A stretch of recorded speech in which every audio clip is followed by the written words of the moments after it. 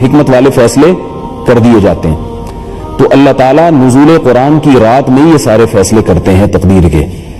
اور نزول قرآن کی رات کون سی ہے؟ قرآن نے صاف بتا دیا وہ لیلۃ القدر ہے.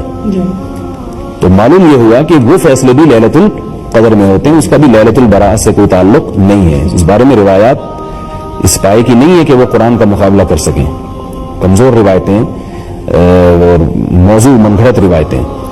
تو یہ جو ہے نا تقدیر کا معاملہ یہ بھی اس کا ہے، اعمال پیش ہونے کا، یہ بھی لیلۃ القدر کا ہے. علامہ ابن تیمیہ رحمہ اللہ تعالیٰ نے یہ بات لکھی ہے کہ روافض نے لیلۃ القدر کی اہمیت کو گھٹانے کے لیے اس رات کے فضائل کو میں غلو سے کام لیا ہے.